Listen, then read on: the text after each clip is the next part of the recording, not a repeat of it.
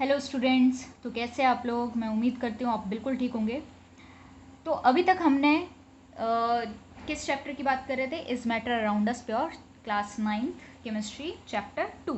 ठीक है, अभी तक हमने सेपरेशन टेक्निक की बात कर ली थी, लेकिन आज हम इस वीडियो में प्योर सब्सटेंसेस की बात करेंगे, जो मैंने आपको सबसे पहली वीडियो में बताया था जब हमने इस चैप्टर का इंट्रोडक्शन लिया था। ठीक है, इंट्रोडक्शन में मैंने आपको बताया था कि सब्सटेंस दो टाइप्स के होते हैं, एक प्योर और एक इम्प्योर। ठीक है, इम्प्योर सब्सटेंसेस के बारे में अभी तक हम बात करते आ रहे थे, सेपरेशन भी हमने बहुत अच्छे से पढ़ लिया था। लेकिन अब जो हम बात करेंगे आज, प्योर सब्सटेंसेस की बात करेंगे कि प्योर सब्सटेंसेस क्या होते हैं, कौन से सब्सटेंसेस हैं ये। लेकिन उससे पहले हम एक डाउट के बारे में बात कर लेते हैं, जो बच्चों को बहुत डाउट में है कि ये डिस्टिलेशन कॉलम जो है, that is fractional distillation column, किस तरीके से वर्क करता है। तो इसके बारे में बात कर लेते हैं। देखिए, ये हमारे पास एपरेटस है। एपरेटस के बारे में मैं आपको पहले भी बता चुकी हूँ। ये डिस्टिलेशन फ्लास्क है, इसके ऊपर सरमाउंटेड है फ्रैक्शनल डिस्टिलेशन कॉलम, और यहाँ पर एक कंडेंसर लगा हुआ है जिसका काम है वेपर्स को लिक्विड में चेंज करना। तो बेसिकली काम वर्क किस तरीके से होता है, हमने यहाँ पर वॉलेटाइल मिक्सचर्स लिए हैं। अब वो मिक्सचर्स हीट हो रहे हैं, ठीक है, वो हीट हो रहे हैं, तो ये किस में कन्वर्ट हो जाएंगे, ये जो मिक्सचर है ये वेपर्स में कन्वर्ट होंगे। जैसे ही ये वेपर्स में कन्वर्ट होंगे, ये पहुँचते हैं फ्रैक्शनल डिस्टिलेशन कॉलम में, और जैसे ही ये फ्रैक्शनल डिस्टिलेशन कॉलम में पहुँचेंगे तो फिर से कंडेंसेशन वाला प्रोसेस हो जाएगा। ठीक है, और फिर वो वेपर्स किस में चेंज हो जाएंगे, लिक्विड में, और लिक्विड में चेंज होते हुए फिर से इसी फ्लास्क में पहुंच जाएंगे। ये प्रोसेस होता रहेगा जब तक ये जो प्रोसेस है एक ऐसी स्टेज पे ना पहुंच जाए कि हम पहचान ही नहीं पा रहे हैं कि लिक्विड बन रहा है या फिर वेपर्स बन रहे हैं, कि क्या हो रहा है इसमें, हमें कुछ पता ही नहीं चलेगा। तो बेसिकली ये वाला जो पोर्शन है ये हॉट होगा, फिर ये धीरे धीरे कोल्ड कोल्ड पोर्शन में आता जाएगा जैसे जैसे ऊपर जाता जाएगा। तो कुछ जो वेपर्स हैं जिनका जो टेम्परेचर है ज़्यादा कम है, वो यहाँ पहुँच जाएंगे। ठीक है, जैसे हम मान के चलते हैं कि एक लिक्विड का टेम्परेचर है 275 केल्विन, और एक टेम्परेचर का एक लिक्विड का टेम्परेचर जो है 260 केल्विन है। तो सबसे पहले कौन सा टेम्परेचर अटेन करना आसान होता है, दैट इज़ 260 केल्विन। अब 260 केल्विन तक आप समझ लीजिए कि भाई एक लिक्विड जो है यहाँ पर पहुँच गया है, तो यहाँ पर पहुँच के वो क्या करेगा, वो यहाँ से पास होगा और ये कंडेंसर उसको क्या कर देगा, कूल डाउन कर देगा। ठीक है, दैट मीन्स वेपर्स को लिक्विड में चेंज कर देगा, कंडेंस कर देगा फिर से, और ये हमारे पास बीकर में फिर से वही सेपरेट होकर आ जाएगा। ठीक है, जो मिक्सचर है वो सेपरेट होकर आ जाएगा। लेकिन ये जो प्रोसेस है ना, ये प्रोसेस किसकी वजह से पॉसिबल होता है, इन ग्लास बीड्स की वजह से, क्योंकि ग्लास बीड्स का सरफेस एरिया होता है। अब जैसे ही कोई भी वेपर किसी भी चीज़ से या मेटल से, या फिर आप कह लो कि एक ऐसे हिंडरेंस मटेरियल से टकराएगा, तो ऑब्वियसली वो जो वेपर्स हैं वो फिर से लिक्विड में चेंज होने लगते हैं। ठीक है, तो ये जो प्रोसेस है ये होता रहता है जब तक वो जो 260 केल्विन वाला सब्सटेंस है, मिक्सचर है, ठीक है, जो मिक्सचर है वॉलेटाइल सब्सटेंस जो है वो यहाँ तक ना पहुँच जाए, और यहाँ पहुँचेगा तो फिर से वही प्रोसेस आपको पता है आगे क्या होना है। तो चलिए अब हम स्टार्ट करते हैं, प्योर सब्सटेंसेस की बात कर लेते हैं। प्योर सब्सटेंसेस होते क्या क्या हैं। प्योर सब्सटेंसेस वो सब्सटेंसेस होते हैं जो एकदम प्योर फॉर्म में, मतलब एक ही पार्टिकल से, एक जैसे ही पार्टिकल से बने।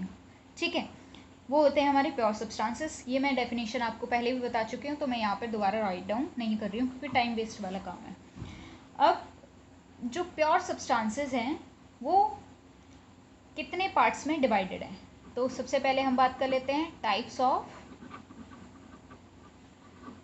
Pure substances. ठीक है, टाइप्स ऑफ प्योर सब्सटेंसेस कितने हैं, तो दो टाइप्स के प्योर सब्सटेंसेस होते हैं।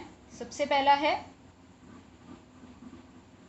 एलिमेंट्स और दूसरा है कंपाउंड्स। ठीक है, दो टाइप्स में पाए जाते हैं, that is elements and compound.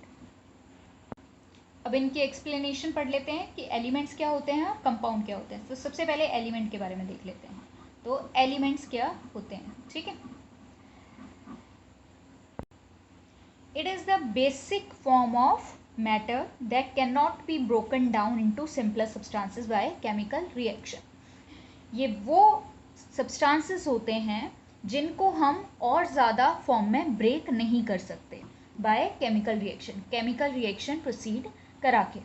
ठीक है, मतलब कहने का क्या मतलब है कि अगर किसी एलिमेंट को हमने ले लिया है, उसको हम कोशिश कर रहे हैं कि भाई केमिकल रिएक्शन से वो जो एलिमेंट्स हैं वो किसी और चीज़ में चेंज हो जाए, तो ऐसा बिल्कुल नहीं होता, क्योंकि एलिमेंट्स एकदम प्योर फॉर्म ऑफ कंपाउंड होते हैं, I mean pure form of substances होते हैं, और कंपाउंड भी ऐसे ही होते हैं. लेकिन एलिमेंट्स का क्या है कि इसके जो एटम्स होते हैं वो एक पर्टिकुलर मैनर में अरेंज होते हैं, और इनको सिंपलर सब्सटेंसेस में फर्दर डिवाइड नहीं कर सकते. तो सबसे पहले इसी की बात कर लेते हैं. It is a basic form of matter that cannot be broken down into simpler substances by chemical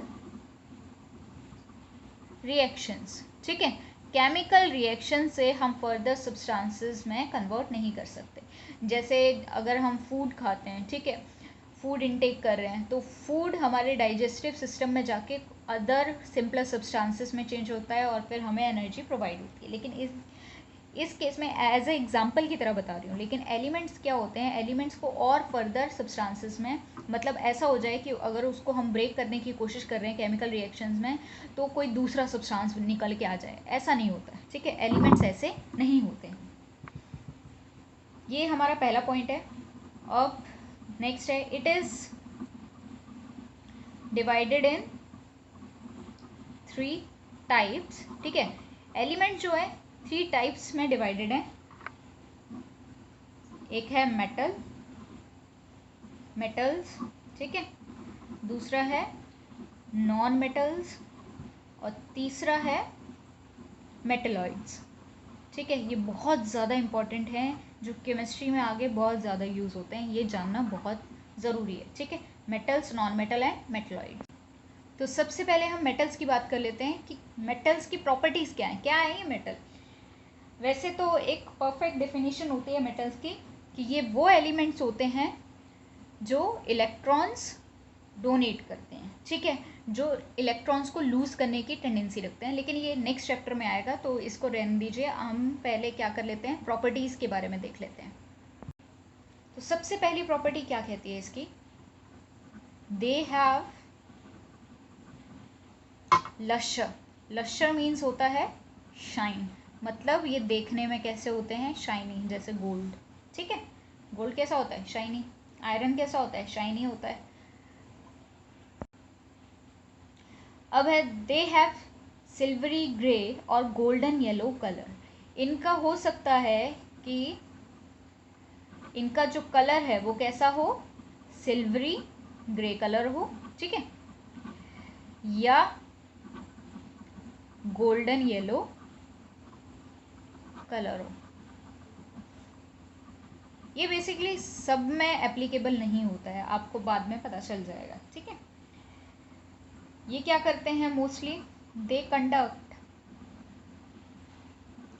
heat and electricity, जो पहले भी आप पढ़ते आए हैं पिछली क्लासेस में अपनी. और क्या होते हैं, दे आर डक्टाइल. ये एक नया वर्ड है. अब what do you mean by ductile.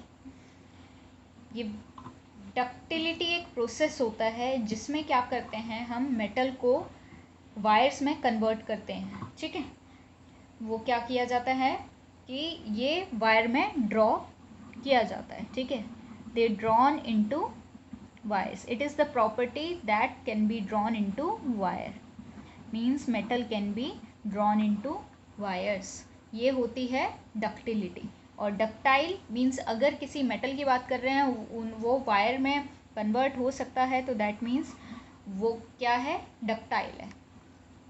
Next है, इसी से ही थोड़ा सा मिलता जुलता है बट बिल्कुल अलग है, they are malleable. Malleable means converted into thin sheet. Metals जो हैं, मेटल्स को हैमर करके, ठीक है, इनको थिन शीट में कन्वर्ट किया जा सकता है, पतली पतली शीट्स में। जो आप फॉइल्स यूज़ करते हो, ठीक है, एल्यूमिनियम फॉइल्स, उनको हैमर करके क्या किया जाता है, कन्वर्ट किया जाता है थिन शीट में। मतलब वो एल्यूमिनियम जो है मेलिएबल है, ठीक है। तो उसके लिए जो प्रोसेस यूज़ हुआ है कन्वर्ट करने में थिन शीट में, दैट इज़ मेलिएबिलिटी। नेक्स्ट है हमारे पास they are sonorous. They are sonorous. Sonorous means can produce ringing sound. ये क्या करते हैं, ये रिंगिंग साउंड प्रोड्यूस करते हैं। जैसे आपके स्कूल में बेल्स होती हैं, वो मेटल से बनी होती हैं, और जब उनको हिट किया जाता है तो वो बेसिकली क्या करेंगी, वो रिंगिंग साउंड प्रोड्यूस करते हैं, ठीक है। सेवेंथ हम क्या बात कर लेते हैं, एग्जाम्पल्स की, सॉरी, एग्जाम्पल्स की बात करते हैं। तो एग्जाम्पल्स ऑफ मेटल, मेटल के एग्जाम्पल की बात कर रहे हैं तो मेटल एग्जाम्पल कौन कौन से हैं। बहुत जाना माना एग्जाम्पल है गोल्ड, दूसरा हमारा बहुत अच्छा जाना माना एग्जाम्पल है सिल्वर। कॉपर को भी बहुत अच्छे से जानते हैं आप, आयरन को तो और भी ज़्यादा अच्छे से जानते हैं, सोडियम को नहीं जानते, ठीक है। सोडियम भी एक मेटल है और पोटेशियम भी एक मेटल है। इसके अलावा भी बहुत सारे ऐसे मेटल्स हैं जो फर्दर आप स्टडीज़ में पढ़ेंगे, नेक्स्ट चैप्टर में ही पढ़ लेंगे। लेकिन इसमें एक एक्सेप्शन होता है। एक्सेप्शन क्या, इन सारी प्रॉपर्टीज़ को, इनमें से काफ़ी सारी प्रॉपर्टीज़ को वो क्या कर देता है, डिनाई कर देता है, लेकिन वो फिर भी मेटल होता है। तो वो ऐसा एक्सेप्शन कौन सा है, एक्सेप्शन में आता है दैट इज मरकरी। मरकरी ही एक ऐसा मेटल है जो रूम टेम्परेचर पर लिक्विड में रहता है और बाकी सारे के सारे किस में रहते हैं, सॉलिड में। ये भी आप एक पॉइंट नोट डाउन कर लेना, ठीक है। बाकी सारे सॉलिड में रहेंगे, मरकरी रूम टेम्परेचर पे क्या रहता है, रूम टेम्परेचर पे लिक्विड में रहता है। ये भी लिख लीजिएगा। अब हम बात कर लेते हैं properties of non metal. Non metal की क्या क्या प्रॉपर्टीज़ हैं, ये मैंने पहले ही लिख दी हैं। तो यहाँ पर है, सबसे पहली प्रॉपर्टी है दे डिस्प्ले वेराइटी ऑफ कलर्स। मतलब ये अलग अलग कलर्स में पाया जाता है, ठीक है। इनके कलर्स जो होते हैं अलग अलग होते हैं, मतलब काफ़ी सारे कलर्स में प्रेजेंट होते हैं। They are poor conductor of heat and electricity. ये जो हैं नॉन मेटल्स, ये पुअर कंडक्टर्स होते हैं हीट और इलेक्ट्रिसिटी दोनों के। नेक्स्ट है, ना तो ये लस्ट्रस प्रॉपर्टी शो करता है, ना ये सोनोरस प्रॉपर्टी शो करेगा, ना ये मैलिएबल होते हैं और ना डक्टाइल, ना ये शाइनी होते हैं। और अगर इनको हम हिट करें तो ये रिंगिंग साउंड भी प्रोड्यूस नहीं करते। ऊपर से इनको थिन शीट में भी कन्वर्ट नहीं कर सकते और वायर्स में भी कन्वर्ट नहीं किया जा सकता है। अब अगर इनके एग्जाम्पल्स की बात करें तो इनके एग्जाम्पल्स कौन कौन से हैं, तो सबसे पहला हमारा बहुत अच्छा एग्जाम्पल है जिनको हम बहुत अच्छे से जानते हैं, दैट इज़ हाइड्रोजन। नेक्स्ट दूसरा एग्जाम्पल को भी बहुत अच्छे से जानते हैं, ऑक्सीजन, आयोडीन, ठीक है। नेक्स्ट है हमारे पास कार्बन, जो ज़्यादा अमाउंट में किस में पाया जाता है, कोल या फिर कोक में। और फिर आते हैं ब्रोमीन, क्लोरीन, फ्लोरीन, ये सब। तो बहुत सारे ऐसे एग्जाम्पल्स हैं नॉन मेटल्स के, ठीक है। अब नेक्स्ट हमारा जो है प्रॉपर्टीज़ के बारे में बात करेंगे कि भाई प्रॉपर्टीज़ ऑफ मेटेलॉइड। मेटेलॉइड बड़ा इंटरेस्टिंग है, क्यों, क्योंकि इनकी जो प्रॉपर्टी है इन वाले एलिमेंट्स की, ठीक है, ये जो मेटेलॉइड्स होते हैं, मेटेलॉइड एलिमेंट, इनकी प्रॉपर्टी मेटल और नॉन मेटल के बीच में लाई करती है, ठीक है। कहाँ पर लाई करती है, इनकी प्रॉपर्टी मेटल और नॉन मेटल के बीच में लाई करती है। तो क्या होते हैं, ये वो एलिमेंट्स होते हैं जिनकी जो प्रॉपर्टीज़ है इन दोनों के बीच में लाई करती है, किन दोनों के बीच में, मेटल और नॉन मेटल्स के बीच में। मे बी ये हो सकता है हार्ड हो, ठीक है, या लस्ट्रस हो, लेकिन और दूसरी प्रॉपर्टीज़ मेटल से रिलेटेड ना हो, ठीक है। या फिर नॉन मेटल की बात कर लेते हैं कि वो poor conductor of heat and electricity है, लस्ट्रस नहीं है, सोनरस नहीं है, लेकिन मेटल की कोई और प्रॉपर्टी शो करो, मतलब इन दोनों के बीच में इनकी प्रॉपर्टीज़ लाई करती है। किसकी प्रॉपर्टीज़? मेटलॉइड्स की। और इनके एग्जाम्पल्स की बात करें तो इनका एग्जाम्पल है बोरोन, सिलिकॉन, जर्मेनियम, और भी बहुत सारे हैं जो फर्दर आपको पता चल जाएंगे। ठीक है, अब हम बात कर लेते हैं कंपाउंड्स की। Compounds, a compound is a substance composed of two or more elements, और ये होते हैं केमिकली कंबाइंड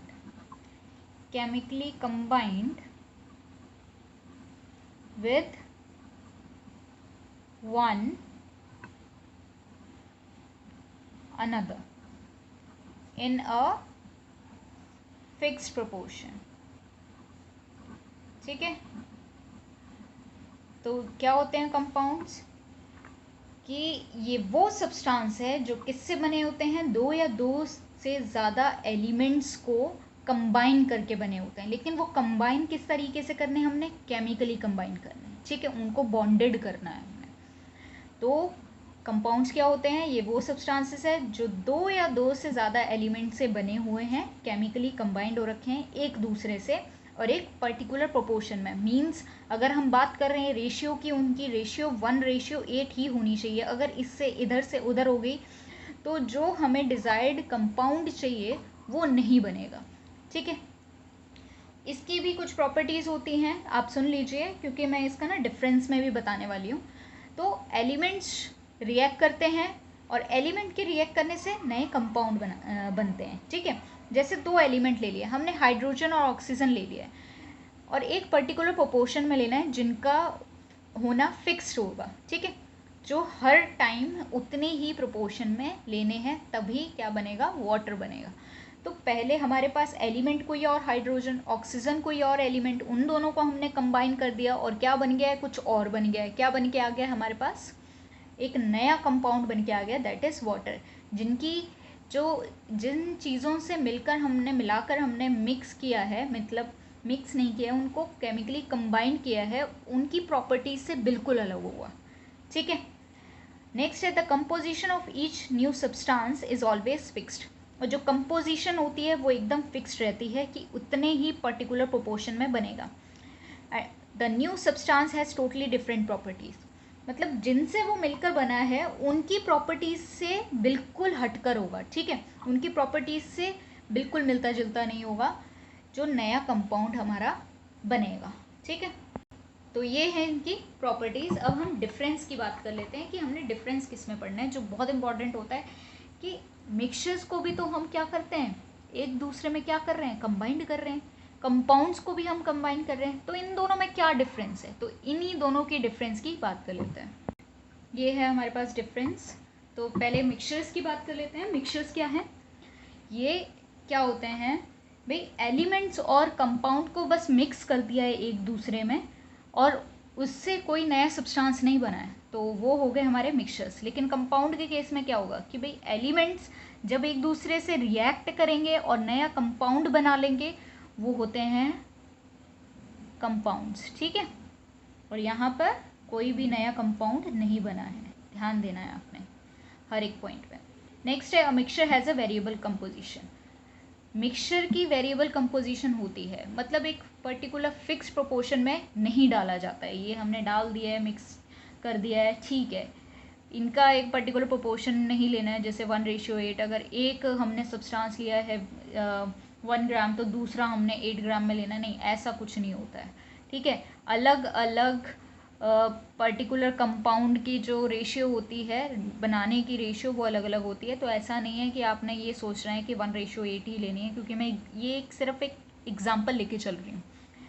अब हम मिक्सचर्स की बात कर रहे थे, back to the topic. Mixture has variable composition, इनको हम कितनी भी अमाउंट में मिक्स कर सकते हैं। ठीक है, जब तक ये मिक्स हो रहा है। नेक्स्ट है इनकी जो कंपोजिशन होती है एक फिक्स्ड रहती है। इनका जो रेशियो है, प्रोपोर्शन है, वो एकदम फिक्स्ड रहेगा। इस एक ना तो इधर होना चाहिए ना उधर होना चाहिए। नेक्स्ट हमारे पास जो पॉइंट है, a mixture shows the properties of constituent substances.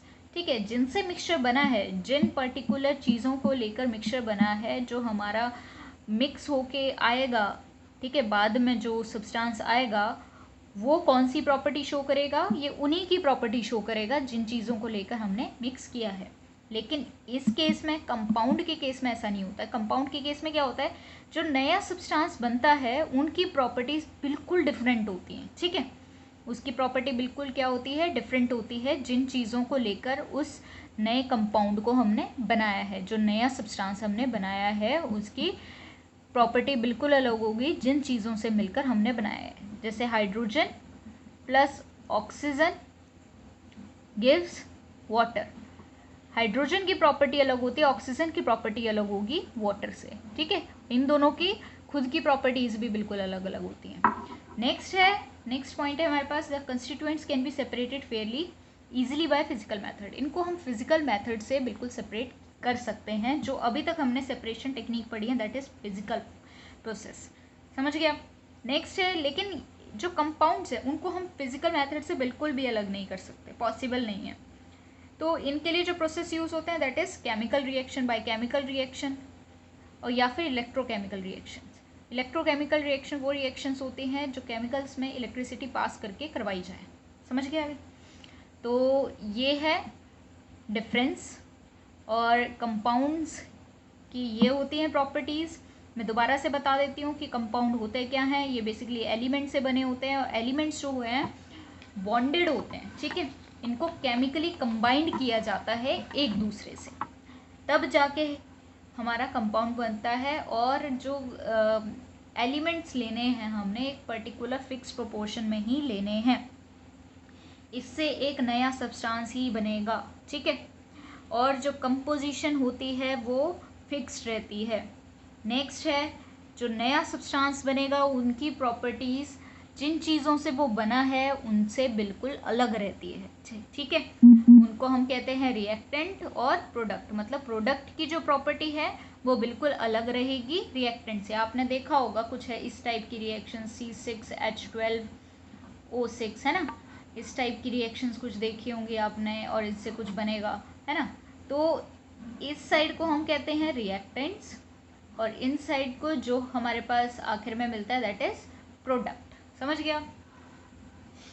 तो ये हो गया हमारा चैप्टर यहाँ पर ख़त्म थियोरेटिकली।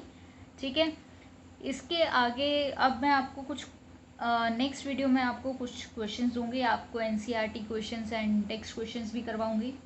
ठीक है, तो तब ये चैप्टर पूरा कंप्लीट हो जाएगा और आपको अलॉन्ग विद दैट असाइनमेंट भी मिलेगा। ठीक है, नेक्स्ट वीडियो के साथ में। तो तब तक के लिए आपने इसको फिर नोटबुक में नोट डाउन कर लेना है। ठीक है, नोट डाउन करना बहुत ज़रूरी है और बहुत इम्पॉर्टेंट भी है, क्योंकि ये नोट्स ही काम आने वाले हैं आपके जब आपके एग्ज़ाम्स होंगे। क्योंकि अब क्वेश्चन आंसर्स डायरेक्टली नहीं आते हैं, जैसे आपको करवा दिया और उसी में से आ गए।